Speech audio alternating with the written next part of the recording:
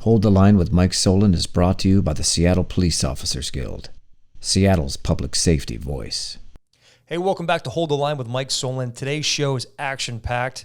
My apologies for not being with you earlier. It's been about a month since I released a podcast. But now, there is so much to uncover, unpack, get ready, all in the name of Seattle 2.0, reimagining policing. The line must be drawn here. This far, no farther. This is where we hold them. This is where we fight. We will not go quietly into the night. We will not vanish. Not a fight. Hold the line! So what does this Seattle 2.0 reimagining policing mean? Quite simply, based upon some news articles I'm going to put forth in the podcast directly to you to back up my messaging that I've been spouting for months now. It means less police, apparently no accountability from the top. All the activists scream is police accountability, which means line officers and sergeants, but apparently nobody else should be held accountable for their actions. Welcome to Seattle 2.0. It also means everybody gets along. Crime won't happen. No, not at all. You won't be impacted by this.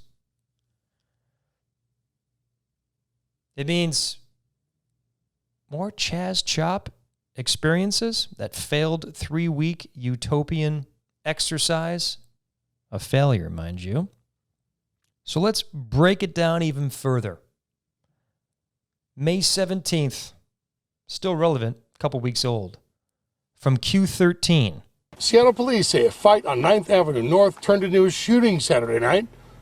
21 shell casings were recovered, and a 23-year-old man made his way to a local hospital, telling doctors he'd been shot in an alleyway. A stray bullet also ripped through an apartment building, missing the renters. South Lake Union is transformed into a tech hub.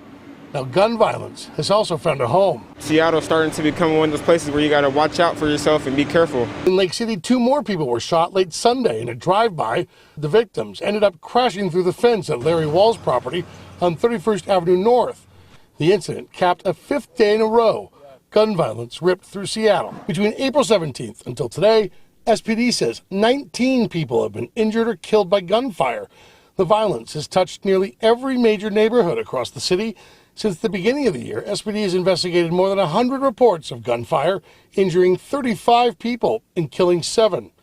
Thanks, Steve Kiggins from Q13. Another illustration of Seattle 2.0 reimagining policing run amok. That's just one of several that I'm going to break down today. So isn't it stunning? Since January, 111 shootings impacting people in our community. And that was as of May 17th. As we all know, 2020 crime stats were historically high. A 50% increase in homicides. How's the defunding going for you, Seattle City Council? So how does this equate to the police reform bills that the governor signed not too long ago? 12 reform bills. What this means to you is that this piece from Q13, how crime is on the rise, it's another activist-led mission, if you will, to render police feckless, to handcuff us, no pun intended, for doing our jobs, which means your safety is in jeopardy. The biggest one that I want to just briefly talk about that, in my view, has negative impacts against just the fine men and women that do the job of policing, all for accountability, is House Bill 5051, the decertification bill. In my opinion, this is the activist end around in terms of police unions having the ability to get arbitration rights for our people. And if the activists get inside and they cherry pick what cases they want to decertify an officer for, then the odds of us being successful in arbitration are slim and none. Another shot against police. Yet crime is on the rise, courtesy of Seattle 2.0, reimagining policing. So what I referenced earlier with the police reform bills and the Q13 piece as far as the rise in crime, our community members speaking out aghast of what's happening. Then we look at a national network, CBS News, that came into the city, contacted me to see if I could provide somebody that would go on camera to talk about the state of affairs in terms of policing and politics in this city. Well, we had a SPOG member, Clayton Powell, agree to do that interview, and he did a marvelous job. And I think the piece from CBS News was fantastic as well. But I want to paint the picture here. This isn't some type of conservative outlet. CBS is reportedly supposed to be mainstream.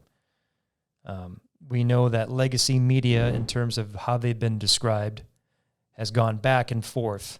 But this piece, in my opinion, and I'll give them credit where credit is due, as I've been critical of media, but CBS News did a really good job on this. So thank you, CBS News, and the producer in particular, who I had a pretty good relationship with. So let's let this play out, and then you make your own conclusions. Does it reflect Seattle 2.0, reimagining policing? The state of Washington has just enacted a dozen police reform laws following nearly a year of nationwide protest over police brutality.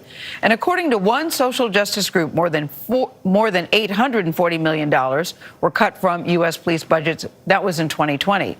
The Seattle PD is struggling under the public backlash. The police chief there tells CBS News that 260 officers, that's about 20% of the force, have left in the past year and a half. Think about that for a second. Carter Evans spoke to one officer who says the city does not have their backs. What's the biggest complaint among officers? Leadership. Officer Clayton Powell has served 27 years on the streets of Seattle. 30 years is kind of a pinnacle. It was my goal when I started. You're 3 years short. Yes. Why are you retiring now? The support that we had in my generation of policing is no longer there. Last summer's protests over the killing of George Floyd led to violent clashes with Seattle police. Powell says the stress on officers was compounded by city leaders' decisions to abandon a police precinct and letting demonstrators, some armed, occupy an entire neighborhood for a full month. When you've got rocks and bottles and in some cases cinder blocks thrown at you and we have to stand there and take it, it's discouraging. Were you told not to react? In most cases, yeah. When you see businesses get destroyed and families lose their livelihood because of that destruction, and we can't do anything about it, we're not allowed to intercede. You're not allowed to intercede? No. City leaders allowed the police-free zone after protesters were repeatedly hit by tear gas, but closed it down after weeks of violence. The real issue here is that for generations, our Black and brown community members have been asking for more accountability. City Councilwoman Tammy Morales voted for a 13% cut in the police budget in November. We spend about $400 million a year on the police department. And as a city, we don't spend on the kind of things that could really support neighborhoods. Affordable housing, neighborhood planning, small business development. So you're talking about taking that money and approaching a systemic problem at the ground level now. Yeah. We're here to fix a broken system. The money the council cut from police will be reallocated through a still undefined process involving community members. In the meantime, is the police department underfunded to do its job while you're developing all these other resources? I would say no. If the crime rate goes up, is that acceptable? So if we're investing in communities the way we should be, then we can begin to address that. I informed Mayor Durkan of my intent to retire from the Seattle Police Department. After the council cut the police budget, the department's then chief, Carmen Best, retired early in protest. Interim chief Adrian Diaz took over. Does it concern you that so many people are leaving the department so fast? You know, it does, because we saw our shootings go up, we saw our homicides go up. Does it slow down response time? It slows down response times. I had to get rid of, our community policing teams. It seems like you feel like you're forced to cut the very people that protesters would like to see more of on your force. Yeah, I think those are so valuable. while Clayton Powell objects to how the city is treating its police force. As an African-American man, he says he understands the outrage over the murder of George Floyd and others. That could be me, that could be my son, that could be a relative, that could be a friend. There needs to be an understanding of how things got to be the way they are. But defunding the police, is that the way to do it? No. If anything, you need more funding. But that's unlikely. Another $5 million in police budget cuts are still on the table. For CBS This Morning, Carter Evans, Seattle. That's a very difficult situation. Yeah. I understand the outrage, but I also understand you have to have a police department. Yeah. You have to have a working police department. The problem is you want to sustain the police department while you also address these other issues in communities and supporting those communities. You want to do both, which is financially very challenging. Chief has a big job on his hands. Yes, he sure does. That one out. Pretty good put together piece by CBS News Network National. Well done. Another example of what occurs when you defund the police, when there's no city leadership, and you continue to malign and besmirch the good people that do this job, where just a year ago, the mayor and the president of the council publicly applauded this agency as being that modeled, reformed agency for others to emulate.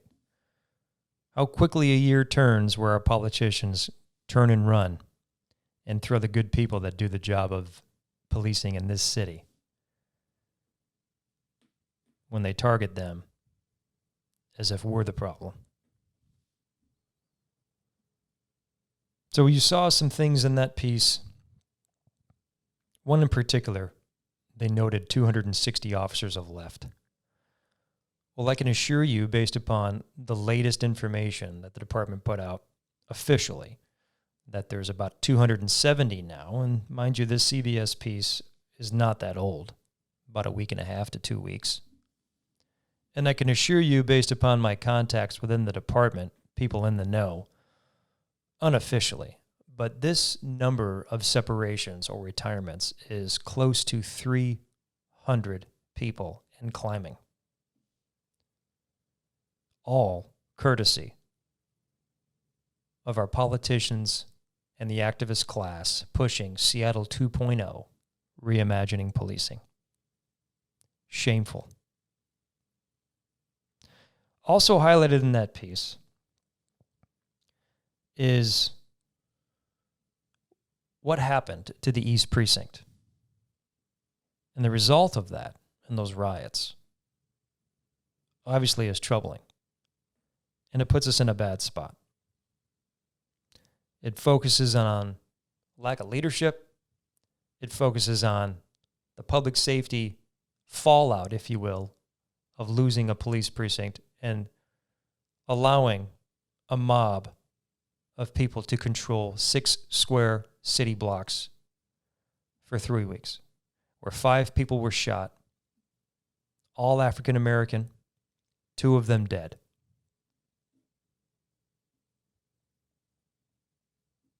Basically, this incident spawned Seattle 2.0, reimagining policing, when just days before, we were the model reformed agency. Let's cue this one up.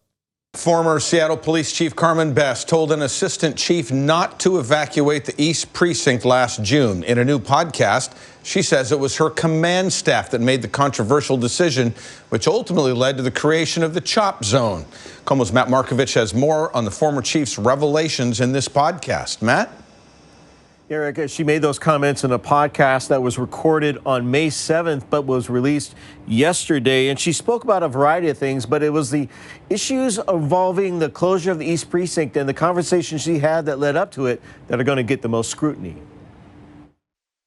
In a candid interview with the podcast Reducing Crime, the former chief restated her claim she did not make the decision to abandon or evacuate the East Precinct, and in a phone call told an assistant chief not to do it. So I said, well, listen, we are not going to evacuate that precinct. We're not going to evacuate the precinct. So, because I wasn't at the precinct at the time, so I didn't see what was happening, boots on the ground.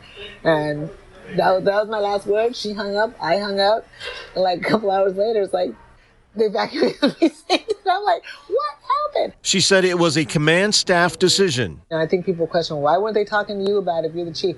And I said, I would have preferred that happen, to be honest with you. The FBI said there were threats against the building. 10 days earlier, a precinct in Minneapolis burned during a protest, and the fire chief had told the command staff a fire in the building that shared a common wall with the precinct could be disastrous.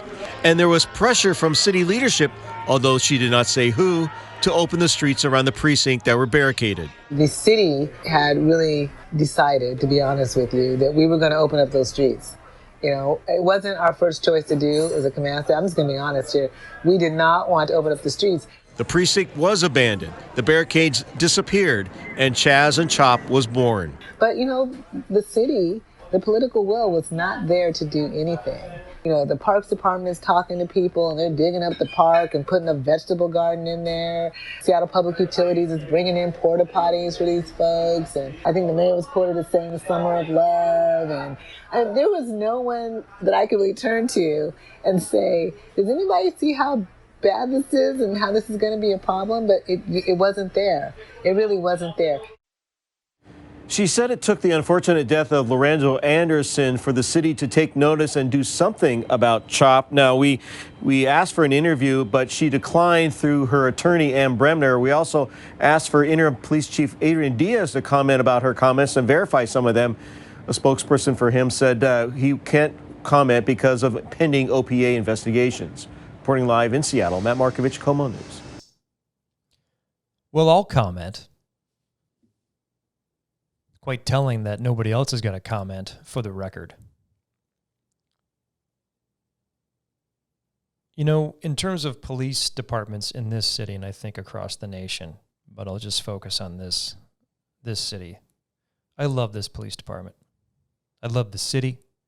The city took a chance on me, and I've been here over 21 years now. I love the citizens of this city. I love serving this community. This episode, this incident, will go down as probably the most troubling occurrences in my career. The riots, you name it. We were told time and time again to hold the intersection 11th and Pine. 11th and Pine is just west of the precinct, the East Precinct. I was there during the battle of the East Precinct, if you will, working in uniform, although newly elected to the SPOG presidency. Police officers, we follow chain of command orders. Our superiors direct us how to act.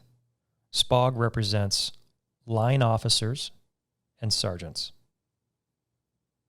Command has their own union, but then you have the chief level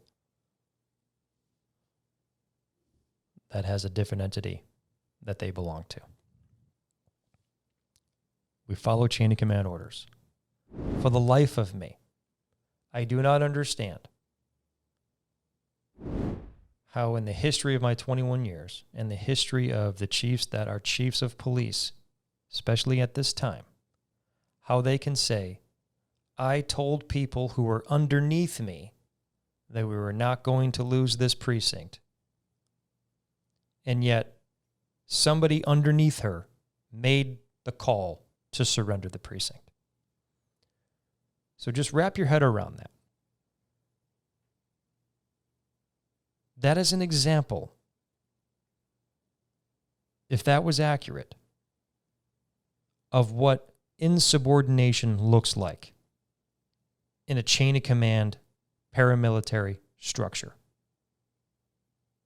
As a police officer, if you are accused of insubordination and an investigation is opened up to that insubordination, where you're an officer underneath, basically you're a subordinate of underneath one of your superiors. If you fail to act on a direct order, you're insubordinate.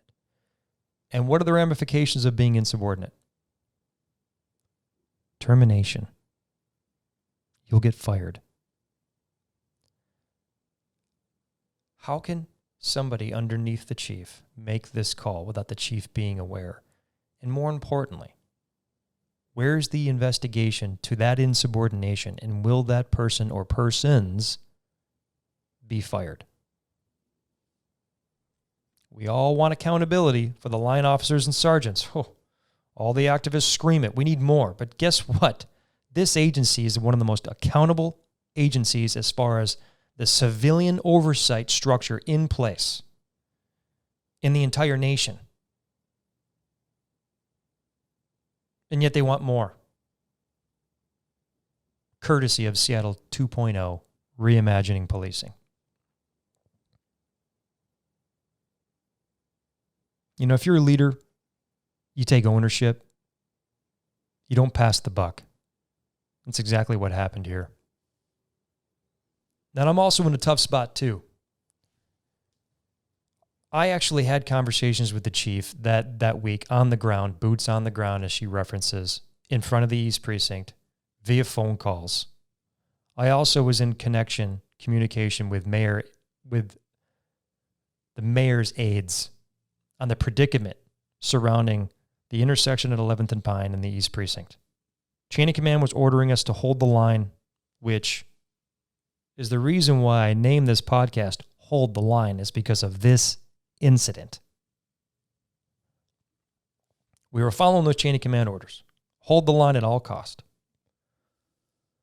So we do that night in and night out, night in and night out. And what is the result?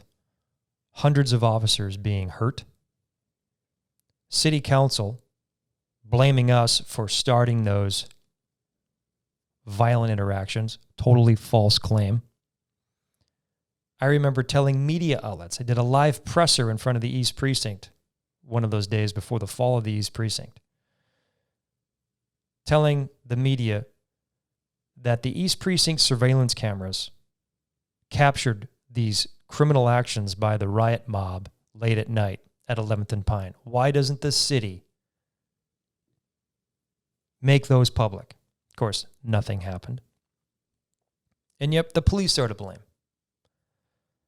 So what do? You're being ordered to hold the line. SPOG members are getting hurt night in and night out. We're ordered to push the line. We use chemical munitions. We use excuse me. I'm so fired up I can't talk properly. Less lethal tools to push the crowd away from 11th and Pine, get them away from the East Precinct. We push the crowd all the way to Broadway, which is west of 11th Avenue. And we're not allowed to keep the area. And then so we back up, basically. We retreat. And what ends up happening again? The clashes start at 11th and Pine, night in and night out. We had bicycle fencing up there. Those were removed. The activists broke them down. We tried everything we could to hold them back, to the point where we lost the ability, if you will, to use chemical munitions to hold the crowd back. CS gas is the only effective alternative to keeping them back. And of course, some of the House bills that impacted, I mentioned earlier, the 12 reform bills, House Bill 1054, Tactics, Removal of Equipment, highlights the constraints now with CS gas use based upon the riots in Seattle. Again, more restrictions against the police. And so at what point does the conversation had, and then who makes the call? Why are we holding this line? We continue to get hurt. We continue to lose ground. When we do make arrests, when we book them into jail, they're quickly released. They're not held accountable, meaning the rioters, the domestic terrorists that are bent on maiming police officers. And yet we're told to hold this line to defend this precinct at all cost. But from the top down, it's somebody else's fault. And I remember having a conversation with the mayor's aide to say, I'm so tired of our people getting hurt. We're not allowed to do our jobs.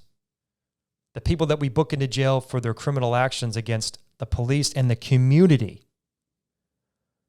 during these riots night in and night out for the Battle of the East Precinct. If we can't do our jobs, then why the heck are we holding this ground? You're making the police the target. Police are going to get blamed. But that's a tough conversation to have because as a police officer, you want to defend your works facility, that community precinct. But the politics, the pressure coming on down, us not being able to hold that line because of the politics, the optics, the use of tear gas, the use of less lethal tools, when caught on camera, doesn't look good, especially when the politicians are saying that we're to blame for it. But mind you, no blame is put on the criminal actions who started this in the first place. So what do? Do you continue to have those skirmishes at the line? It's a tough political decision. That decision came from somewhere. And isn't it quite telling when you look at the news articles? Now, the mayor's office, the former chief of police, and the chief of the fire department, their text messages during that time frame for the Battle of the East Precinct and Chaz and Chop no longer exist. Isn't that interesting? But yet, courtesy of Seattle 2.0, reimagining policing, we need more accountability for the line officers and sergeants. What about command structure? We follow orders, and those orders go from the top down.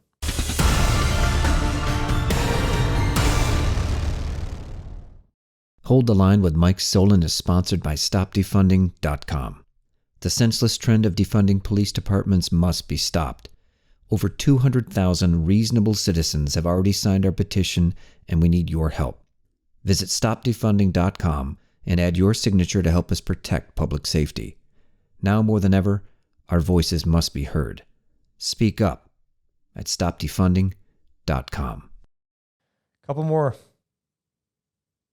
We'll break down what is occurring. I mentioned people being arrested. We book them into jail.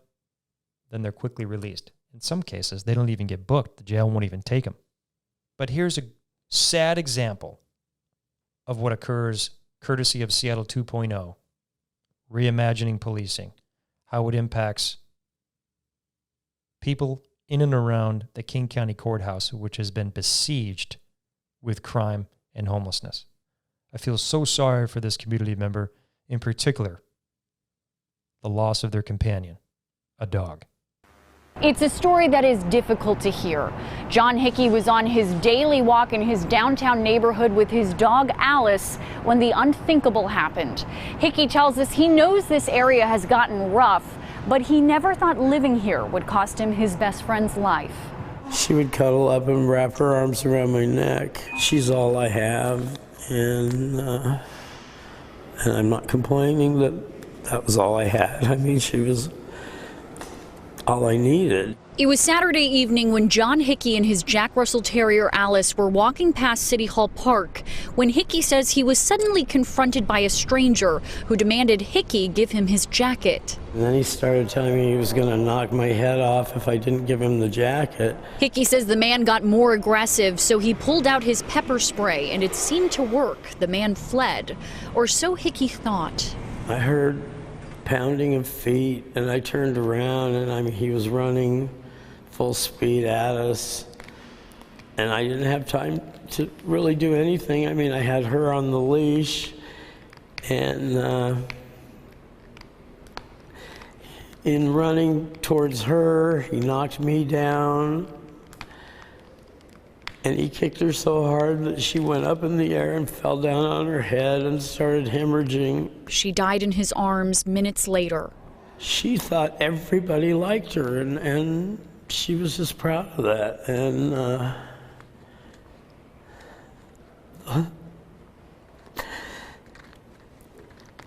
the most horrible thing, when she died, she gave me a look that just was like she was so confused that anyone would do something like that to her. Hickey was also injured in the attack and is now in a wheelchair. But the physical pain is nothing compared to the loss of his constant companion of 14 years. She was all my family.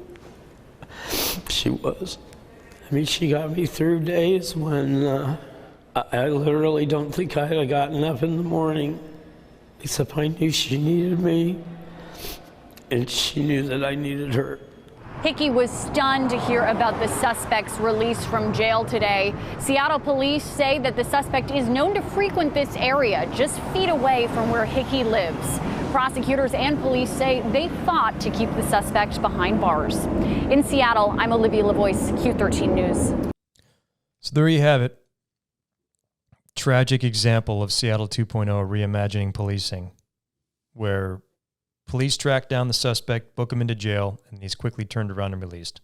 Got a robbery suspect, animal cruelty. I'm praying that that suspect is held accountable for his actions. One last piece I want to highlight, and we'll wrap it up. A prolific pickpocket is at it again, stealing wallets from passengers on King County Metro buses. Yeah, more than a year after KIRO 7 reported on that thief, a new victim reached out to us. And KIRO 7's Graham Johnson is live in Seattle this evening. Graham, that man wants to warn other bus passengers. Absolutely, Dave. He wants to warn people after what happened to him here. He got on the bus here, the number 8 bus, at about 6th and Denny. After a few stops, he realized his wallet was gone. These guys act quickly and it's really scary, right? Gen Sakura was sitting near the back of a King County Metro bus May 22nd when a thief stole his wallet right out of his front pocket. I was on a Zoom call, so my attention was on my phone, right?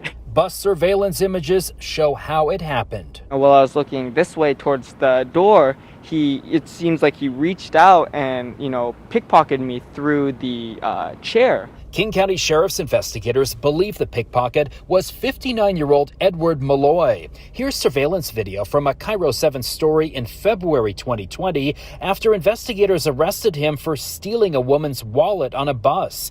Detectives called him a prolific pickpocket with a criminal history in several states. King County prosecutors say they've charged Malloy 10 times in the last 10 years. And I saw an article on KIRO talking about him, right?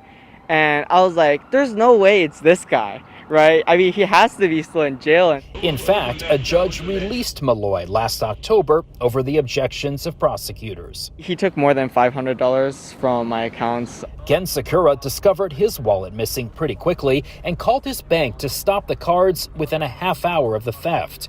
But police say Malloy had already bought gift cards from Starbucks, Target, and a CVS, where these photos show him using Sakura's cards. Pretty all over the place, shopping spree. Must be nice for him, right? He's found success in this pickpocket technique. He goes in, whether it's a bump or a diversion or something, he's able to get his hands on your wallet. Sakura never noticed anything, which is why he wants to warn others. If this guy's out there, you want to watch out. So in the referencing of the CBS National piece where Councilmember Morales was talking about removing the funds from the police budget, defunding, and then reinvesting in the community, is this an example of reinvesting those dollars into the community where the community members as a whole are being impacted by crime? Another example of Seattle 2.0 reimagining policing, courtesy of our politicians and activist class. So in summary of all these news pieces that are finally coming out, thanks to the media for illustrating the public safety crisis, which I've been screaming about for a long time, is sadly now impacting everybody's doorstep to a degree.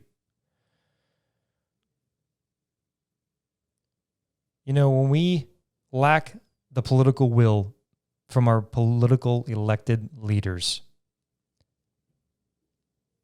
that type of direction comes from the top and then trickles down to everybody in our community.